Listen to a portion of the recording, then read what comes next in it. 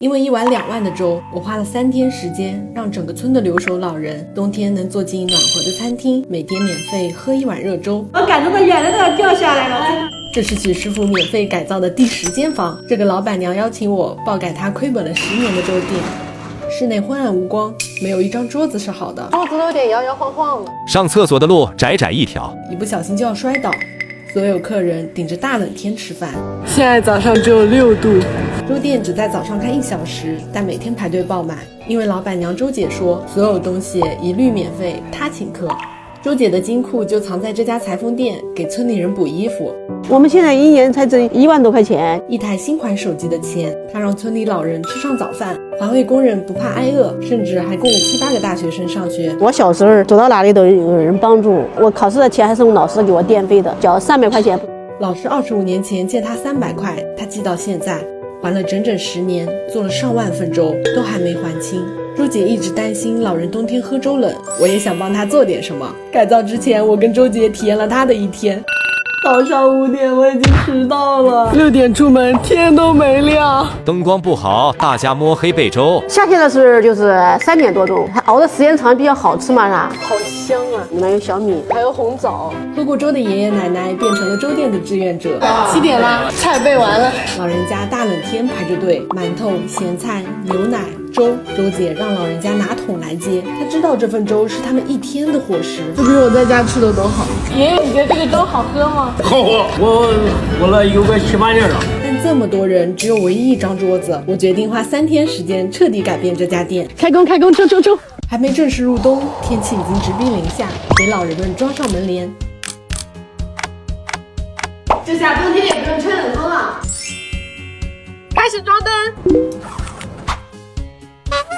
周姐凌晨起床，店里还是黑灯瞎火，以后就可以在明亮的灯下煮粥了。这个它就是只能保鲜，不能冷冻，放时间长一放都坏了。食材放置也比较杂乱。我联系到了爱心企业海信，他们送来了海信璀璨真空头等舱503冰箱，水果肉类就算放1周也跟现买的一样新鲜。BBD 离子主动除菌净味，除菌率能达6个9，冷藏冷冻还是双系统，不用担心互相串味。冷冻的大抽屉不仅能装，长期承重不变形，食材新鲜健康，吃着才放心。周姐每天要洗很多菜，水池却小得可怜，这个小盆都放不下，还掉的，换上新的。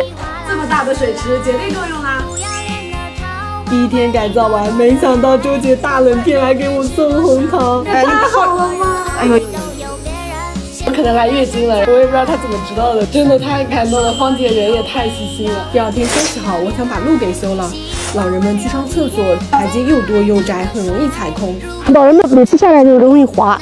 把插下来的水池垫在这个坡道下面，模具织完就可以来铺路啦。开干，真的又宽又平整，老人们可以放心上厕所。周姐拄着单拐也不怕摔倒。这时我突然发现，高压电表箱竟然装在室内。周姐经常被电的手麻，严重时随时可能引起火灾。这地线搞这么细，这太危险了。我和师傅把电表箱挪到外面，地线也换更粗的，把店里的安全问题彻底解决了。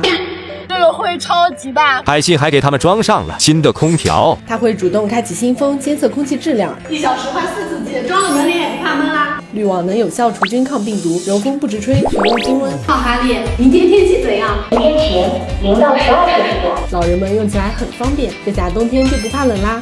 没有踢脚线，墙面超级脏。安排上墙片。店里1张小桌要挤3、4个人，一些老人直接蹲在外面喝粥。买了不锈钢桌，更结实耐用，椅子也不能少。12张，早餐店开业，太有那个感觉了。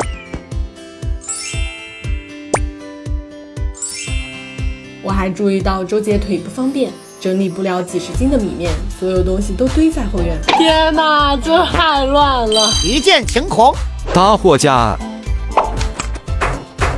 阿珍，再放上杂物。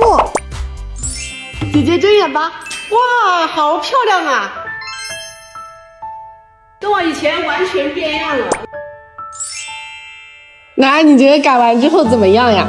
好，看到这个心里安然的很，谢谢你们。这是本次改造的所有费用。我知道电费一直是粥店的大难题，赞助你1年的电费。哎呀，我怎么说呢？太激动了，我感动的眼泪都要掉下来了，真的是。我只是简单几天改造，周姐却把家视若珍宝。别人对我好会记住一辈子。熬一碗简单的粥，也足以闪亮老人的晚年，璀璨周姐这一生。行动不便的老人相隔好几公里，周姐会拄着单拐去送粥，盲人奶奶看不见，却盯得住周姐的脚步声。可怜很啊，跟我这个亲姑娘一样啊。没有惊天动地，只有日复一日。